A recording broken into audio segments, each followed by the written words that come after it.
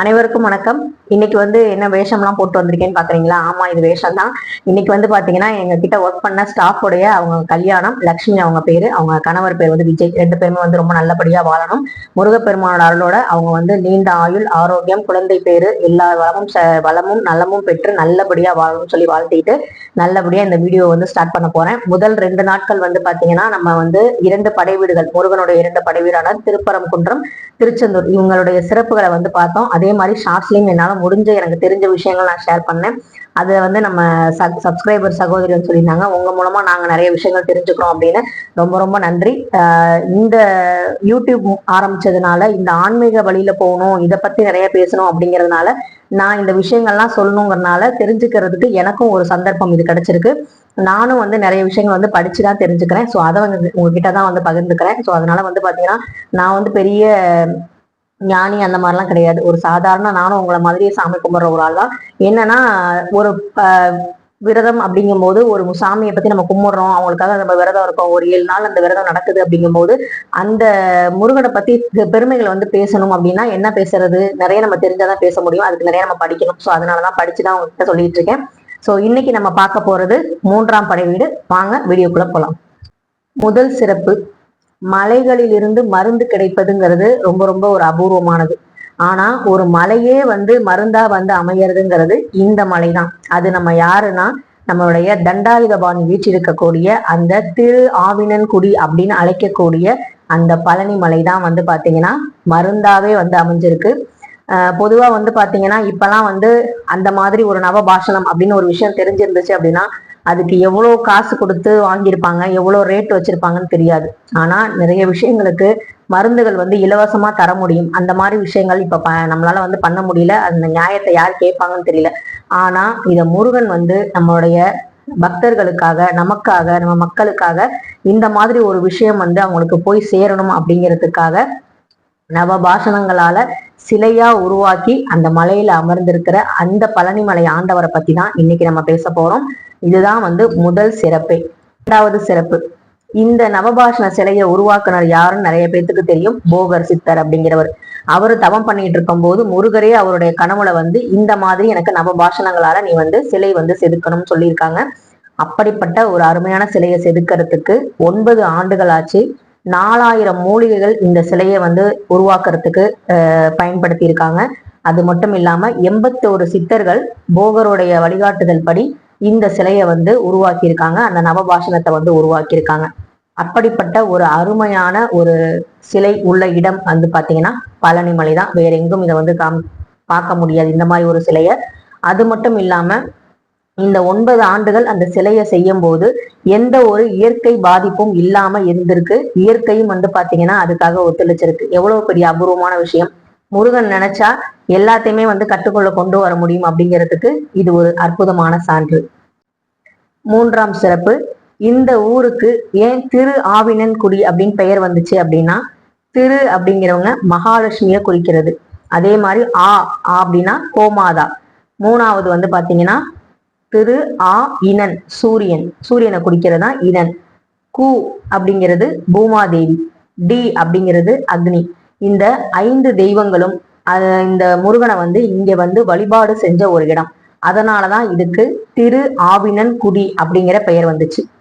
திரும்பவும் சொல்றேன், திருனா மகாலட்சுமி, ஆனா கோமாதா, இனன்னா சூரியன், கூனா பூமாதேவி, டீனா அக்னி. இந்த 5 தெய்வங்களும் இங்க சிறப்பா முருகனை வேண்டி பூஜை பண்ணி அவங்களும் நலன் பெற்ற இடம் தான் இந்த திரு ஆவினன் குடி. அதனாலதான் இந்த பெயர் வந்துச்சு. பழனிங்கிற பெயர் ஏன் வந்துச்சுன்னு எல்லாருக்குமே தெரியும். அம்மையும் அப்பனும் சேர்ந்து பழத்துக்காக கோச்சுக்கிட்டு போய் ஆண்டி கோலத்துல உட்கார்ந்த முருகனை பார்த்து, நீயே ஒரு ஞான பழம், உனக்கு இந்த பழம் தேவையா அப்படின்னு கேட்டு ஞான பழம் நீ அப்படின்னு சொன்னதுனால அந்த பழம் நீங்கிறது பழனின்னு மருவி வந்திருக்கு. சோ இதுதான் இந்த ஊருடைய பெயர்காரண சிறப்பு. 4ஆம் சிறப்பு, பழனிமலை சுவாமி தண்டாயுதபாணிக்கு மொத்தம் 4 அபிஷேகங்கள் மட்டும்தான் நடைபெறுது. அது என்னென்ன அபிஷேகங்கள் அப்படின்னா, நல்லெண்ணெய் காப்பு, பழனினாலே பஞ்சாமிரதம் இல்லையா, அதனால பஞ்சாமிரதம், அதுக்கப்புறம் சந்தனம், விபூதி. இந்த 4 பொருட்கள் தான். மார்கழி மாதத்துல மட்டும் ஒரு பொருள் எக்ஸ்ட்ரா சேர்த்து அபிஷேகம் பண்ணுவாங்க. அது என்ன அப்படின்னா பன்னீர். அதுலயும் மற்ற பொருட்கள் எல்லாமே வச்ச உடனே, சிரசுல வச்ச உடனே எடுத்துருவாங்க. 5 to 7 நிமிடங்கள் மட்டும்தான் அபிஷேகம் வந்து நடக்கும். மற்றபடி வந்து ரொம்ப பெரிய அபிஷேகம் நடக்காது. ஏன்னா அது நவபாஷணங்களால செஞ்ச சிலை இல்லையா, அதனால தன்மை மாறக்கூடாது அப்படிங்கறனால அந்த மாதிரி விஷயங்கள் கொண்டு வந்திருக்காங்க. அதுலயும் வந்து பாத்தீங்கன்னா பன்னீரும் சந்தனம் மட்டும்தான் முடி முதல் அடி வரை வந்து முருகனை வந்து அபிஷேகத்துக்கு பயன்படுத்துறாங்க. மற்றதெல்லாம் சிரசுல வச்சுட்டு உடனே எடுத்துருவாங்க. அதுலயும் இந்த சிரசுல வச்சு எடுத்த அந்த விபூதி பிரசாதத்தை வந்து போகர் வந்து எல்லாத்துக்கும் நீங்க கொடுங்க, பக்தர்கள் யாரெல்லாம் வராங்களோ அவங்கெல்லாம் வந்து வாங்கி இதை சாப்பிடும் போது அவங்களுக்கு இருக்கிற நோய்கள் வந்து தீரும் சொல்றாங்க. யாரெல்லாம் இந்த சிரசு விபூதி வந்து வாங்கியிருக்கீங்க, அதனால பயன்பெற்றிருக்கீங்க அப்படின்னு இருக்கீங்க அப்படின்னா கண்டிப்பா கமெண்ட்ல சொல்லுங்க. இது கிடைக்கிறது ரொம்ப ரொம்ப பெரிய புண்ணியம். அதே மாதிரி இந்த அபிஷேகங்கள் ஒரு நாளைக்கு 6 முறை தான் வந்து நடக்குது. அதாவது 6 காலங்கள்ல வந்து இந்த அபிஷேகங்கள் வந்து நடக்குது. 5ஆம் சிறப்பு, தண்டாயுதபாணியோட சிலை, அதாவது நவபாஷணங்களால செஞ்ச இந்த சிலை வந்து பாத்தீங்கன்னா ரொம்ப வந்து வெப்பத்தோட காணப்படும். அதனால வந்து பாத்தீங்கன்னா அதுல இருந்து வர்ற அந்த வியர்வை துளின்னு சொல்லுவாங்க, பழனி முருகருக்கு வேர்க்குதுன்னு சொல்லுவாங்க இல்லையா, இரவு முழுவதும் அந்த வந்து பாத்தீங்கன்னா வியர்வை துளி மாதிரி அந்த நீராவி வந்து வெளியே வரும். அந்த நீரை வந்து பாத்தீங்கன்னா காலையில அபிஷேகம் பண்ற தீர்த்த நீர்ல வந்து கலந்து அப்ப வர பக்தர்களுக்கு கொடுக்குறாங்க. அப்ப காலையில யாரெல்லாம் போய் அந்த அபிஷேகம் முத பூஜையை வந்து பார்த்து நல்லபடியா வந்து சாமி கும்பிடுறீங்களோ அவங்களுக்கு இந்த தீர்த்தம் கண்டிப்பா வந்து கிடைக்கும். அந்த தீர்த்தம் வந்து பாத்தீங்கன்னா ரொம்ப ரொம்ப ஒரு நோய் இருக்கக்கூடிய ஒரு அருமருந்தா வந்து செயல்படுது. 6ஆம் சிறப்பு, முருகனை பத்தி தெரிஞ்சவங்களுக்கு கண்டிப்பா அருணகிரிநாதரை பத்தி தெரிஞ்சிருக்கும். திருப்புகள் நிறைய பாடியிருக்காரு நம்ம முருகனை நினைச்சு. அப்படிப்பட்ட அருணகிரிநாதர் மேல பொறாமை கொண்ட புலவர் ஒருவர் என்ன பண்ணியிருக்காரு அப்படின்னா, ஒரு மன்னன் மூலமா அவருடைய ஒரு தந்திர வேலையை செஞ்சு அவரை வந்து கைலாயத்துக்கு அமைச்சு பாரிஜாத மலரை வந்து பறிச்சு வர சொல்லியிருக்காரு. அப்படி போகும்போது அருணகிரிநாதர் வந்து பாத்தீங்கன்னா தன்னுடைய உயிரை வந்து ஒரு கிளியில செலுத்தியும் தன்னுடைய உடலை வந்து திருவண்ணாமலை கோபுரத்துல கிடத்திட்டும் போயிருக்காரு கைலாய மலைக்கு பாரிஜாதம் பூவை பறிக்கிறதுக்கு. அப்படி போயிட்டு வர்றதுக்குள்ள இந்த பொறாமை கண்ட புலவன் என்ன பண்ணிட்டாருன்னா அவருடைய தேகத்தை வந்து பாத்தீங்கன்னா எரிச்சிட்டாரு. பாரிஜாத மலரோட வந்து பார்த்த அருணகிரிநாதருக்கு பெரும் அதிர்ச்சியா இருந்துச்சு. என்னடா இது, நம்ம உடலை வந்து எரிச்சிட்டாங்களே அப்படின்னு சொல்லிட்டு. அதுக்கப்புறம் வந்து முருகன் வந்து தோன்றி, நீ கவலைப்படாத, நீ என்னுடைய எப்பவுமே இருன்னு சொல்லிட்டு அந்த தண்டாயுத பாணி வச்சிருக்காரு இல்லையா தண்டம், அந்த ஆயுதத்துல வந்து பாத்தீங்கன்னா அந்த கிளியோட உருவம் பொறிச்சிருப்பாங்க. அதுதான் வந்து பாத்தீங்கன்னா அருணகிரிநாதர். முருகனுடைய கருணையை பாத்தீங்கன்னா தன்னுடைய பக்தர்கள், உண்மையா இருக்கிற பக்தர்களுக்கு தனக்குன்னு ஒரு தனக்குள்ள இருக்கிற இடம் கொடுத்து அதுல வந்து நம்மளை வணங்குற பக்தர்களும் நம்மளுடைய பக்தரையும் வணங்க செஞ்ச ஒரு அற்புதமான ஒரு கடவுள் தான் வந்து பாத்தீங்கன்னா நம்மளுடைய பழனிமலை ஆண்டவர். 7ஆம் சிறப்பு, இப்பதான் வந்து அருணகிரிநாதரை பத்தி பார்த்தோம். அடுத்தது நம்ம பார்க்க போறது இடும்பனை பத்தி. இங்க வந்து பாத்தீங்கன்னா இடும்பனுக்கு தான் முதல்ல பூஜை நடக்கும். அந்த மலை பாதையில போறவங்களுக்கு தெரியும், இடும்பன்னு ஒரு கோவிலே இருக்கு. சப்தகிரி சிவகிரி அப்படின்னு சொல்லிட்டு 2 மலைகளை வந்து தூக்கிட்டு வரும்போது அங்க வந்து திருவாவினங்குடியில வந்து அந்த 2 மலைகளையும் இறக்கி வச்சும் போது அது வரலாறு திரும்ப எடுக்க முடியல, அகத்தியரோட அந்த சொல்ல வந்து நம்மளால காப்பாற்ற முடியலன்னு சொல்லி ரொம்ப கோவப்பட்டாரு. அதுல வந்து பாத்தீங்கன்னா சிவகிரி மேல ஒரு சிறுவன் வந்து நின்றுட்டு இருந்தாரு.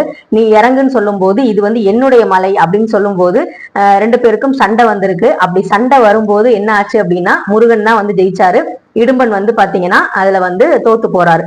அப்ப இடும்பனுடைய மனைவி வந்து இடும்பி வந்து பார்த்துட்டு வந்தது முருகப்பெருமான் தெரிஞ்சதுக்கு அப்புறம் அவர் கையேந்தி வேண்டி என்னோட கணவரை திரும்ப நீங்க வந்து உயிரோட கொண்டு வரணும்னு சொல்லும் போது இடும்பனுடைய அந்த அகத்தியர் மேல வச்சிருந்த அந்த பக்தியை மெச்சியும் அந்த விசுவாசத்தை நினைச்சும் அவரை திரும்ப உயிர் பெற்றுட்டு இடும்பனை வந்து பாத்தீங்கன்னா முதல்ல வணங்கிட்டு தான் என்ன வணங்கணும் அப்படின்னு சொல்லியிருப்பாரு. எப்பேற்பட்ட ஒரு கடவுள் வந்து முருகர் பாருங்க, தன்னுடைய பக்தருக்கும் வந்து பாத்தீங்கன்னா அவருக்கு வந்து அழிக்காம அவரை வந்து ஆட்கொண்டு அவரையும் வணங்க வைக்கிற ஒரு பெரிய ஒரு கடவுள் தான் வந்து பாத்தீங்கன்னா முருகப்பெருமான். 8ஆம் சிறப்பு அப்படி என்னன்னு பாத்தீங்கன்னா மரகதலிங்கம். மரகதலிங்கம் மொத்தம் 2 இருக்கு. ஒண்ணு வந்து பாத்தீங்கன்னா தண்டாயுதபாணிக்கு பக்கத்திலேயே வந்து இடது பக்கத்துல வந்து ஒரு சின்ன மரகதலிங்கம் இருக்கு. அதே மாதிரி போகருடைய சமாதிக்கு மேல வந்து பாத்தீங்கன்னா ஒரு மரகதலிங்கம் இருக்கு.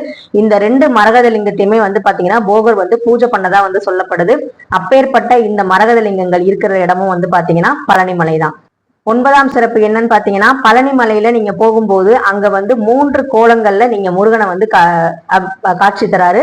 3 கோலங்கள்ல நீங்க தரிசிக்கலாம். அதாவது அலங்காரம் கிடையாது, 3 கோலமாவே இருக்கிற ஒரு அற்புதமான கோவில். எங்க அப்படின்னு பாத்தீங்கன்னா பெரிய நாயகி கோவில்ல வந்து பாத்தீங்கன்னா மயில் வாகனம் இல்லாமல் வள்ளி தெய்வானையோட திருமண கோலத்துல காட்சி தராரு. அதே மாதிரி திரு ஆவினன்குடியில வந்து பாத்தீங்கன்னா மயில் மீது அமர்ந்து குழந்தையா வந்து காட்சி தராரு. அதே மாதிரி மலை மேல தண்டம் ஏந்தி தண்டாயுதபாணியா காட்சி தராரு. இந்த மாதிரி 3 விஷயங்களாவும் குழந்தையாவும் திருமண கோலத்திலையும் ஆண்டி கோலத்திலையும் காட்சி தரக்கூடிய ஒரு அற்புதமான ஒரு கடவுள் தான் வந்து பாத்தீங்கன்னா பழனிமலையில வீற்றிருக்கக்கூடிய முருகப்பெருமான். அடுத்தது 10ஆம் சிறப்பு என்னன்னு பாத்தீங்கன்னா, திருநள்ளாறு போனா நம்ம வந்து பாத்தீங்கன்னா சனீஸ்வரனால ஏற்பட்ட துன்பங்கள் வந்து தொலையும், அவர் வணங்கணும்னு நினைப்பாங்க. அதே மாதிரி திரு ஆவினன்குடியிலையும் வந்து பாத்தீங்கன்னா சனீஸ்வரனுக்கு தனியா வந்து ஒரு சன்னதி இருக்கு.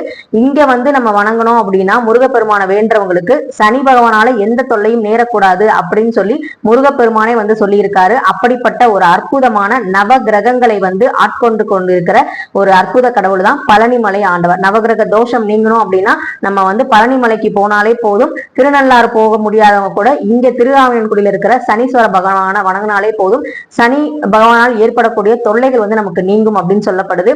சோ நேத்து வந்து பாத்தீங்கன்னா திருச்செந்தூர்ல 2ஆம் படை வீட்டுல குரு தலமா விளங்கினாரு. இங்க வந்து பாத்தீங்கன்னா நவகிரக தோஷத்தை வந்து நீக்கக்கூடிய ஒரு அற்புத கடவுளா வந்து தண்டாயுதபாணி வீச்சிருக்கார். 11ஆம் சிறப்பு என்னன்னு பாத்தீங்கன்னா ஊரோட பெயர் காரணம் பார்த்தோம். இப்ப வந்து பாத்தீங்கன்னா முருகருடைய அந்த தண்டாயுதபாணி அப்படிங்கிற பெயருக்கு வந்து என்ன அர்த்தம் அப்படின்னா நீதி கோல் ஏந்தியவர் அப்படின்னு. தண்டம்னா கையில வச்சிருப்பாரு, வேல் வச்சிருக்க மாட்டாரு. நம்மளை கண்டிக்கிறது தான் அவரோட வேலை, நம்மளை தண்டிக்கிறது அவரோட வேலை இல்ல. தவறா இருந்தா தவறு சிறுசா இருக்கும் போது திருத்திக்கோ அப்படின்னு சொல்ற மாதிரி தண்டாயுதபாணி நமக்கு தண்டம் வச்சு குச்சி வச்சு ஒரு டீச்சர் எப்படி ஒரு ஸ்டூடெண்ட்டை கண்டிப்பாங்களோ அந்த மாதிரி வந்து கண்டிக்கிற ஒரு ஆசானாதான் வந்து பாத்தீங்கன்னா பழனிமலை ஆண்டவர் இருக்காரு. வேலை எடுத்து குத்துற ஒரு வந்து பாத்தீங்கன்னா ஒரு போர்படை வீரரா அங்க இல்ல. அவர் வந்து பாத்தீங்கன்னா ஒரு ஆசானாகவும் நமக்கு வந்து நல்ல வழியில வந்து நம்மள போகணும், நம்ம மனசும் சரி நம்மளுடைய செயல்களும் சரி நல்ல வழியில செல்லணும் அப்படிங்கிறதுக்காக ஒரு கண்டிப்பு நிறைந்த ஒரு தந்தையாக வந்து பாத்தீங்கன்னா நம்மளுடைய தண்டாயுதபாணி அங்க காட்சி கொடுக்குறாரு. அதனாலதான் அவருக்கு நீதிக்கோள் ஏந்தியவர் அப்படின்னு அர்த்தம் அந்த பொருளுக்கு. கடைசி சிறப்பு 12வது சிறப்பு என்ன அப்படின்னு பாத்தீங்கன்னா, எல்லோருக்குமே பழனிமலைக்கு போனா ஆண்டி கோலத்துல பார்த்தா நம்மளும் ஆண்டி ஆயிடுவோமோ, ராஜ கோலத்துல பார்த்தா நம்மளும் ராஜாவாயிருவோமோ அப்படின்னு நினைச்சிட்டு இருப்போம். அந்த மாதிரிலாம் எதுவுமே கிடையாது. ஆண்டி கோலம்ங்கிறது ரொம்ப ரொம்ப ஒரு பெரிய ஒரு ஞானிகள் வந்து வணங்கக்கூடிய ஒரு கோலம்னே சொல்லப்படுது. அதாவது நம்மளால என்ன சொல்றாங்க அப்படின்னா, நம்மளால சரி பண்ணக்கூடிய விஷயங்களை வந்து முடியும், இது என்னால முடியும், இதை நான் சரி பண்ணிக்குவேன் அப்படின்னு நினைக்கிறவங்க அவரை வந்து ராஜ கோலத்துல அலங்காரத்தை வந்து பார்க்கலாம். இது என்னால சரியே பண்ண முடியாது, இந்த நோய்க்கு வந்து மருந்தே இல்லை, நீதான் எனக்கு எல்லாமே அப்படின்னு சொல்லி அவர்கிட்ட போய் சரணாகதி அடையிறது தான் வந்து பாத்தீங்கன்னா ஆண்டி கோலத்தை வந்து பார்க்கணும்னு சொல்றாங்க. நம்மளால சரி செய்யக்கூடிய விஷயங்கள் எல்லாம் நம்ம ராஜ அலங்காரத்திலையும், சரி செய்யவே முடியாத பிரச்சனைகளை வந்து இருக்கிறவங்க கண்டிப்பா ஆண்டி கோலத்துல பார்த்து தரிசனம் பண்ணணும் அப்படின்னு சொல்லப்படுது. சோ இதுதான் வந்து பாத்தீங்கன்னா பழனிமலை ஆண்டவருடைய 12 சிறப்புகள். இன்னும் நிறைய இருக்கு. ஆனா வந்து பாத்தீங்கன்னா நான் வந்து 12ங்கிற அந்த எண்களை வந்து எடுத்ததுனால 12 சிறப்புகளை சொல்லிட்டேன்.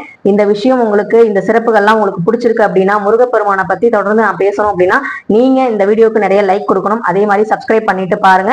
தொடர்ந்து நம்ம சேனலுக்கு ஆதரவு கொடுங்க. வெற்றிவேல் முருகனுக்கு அரோகரா. நன்றி.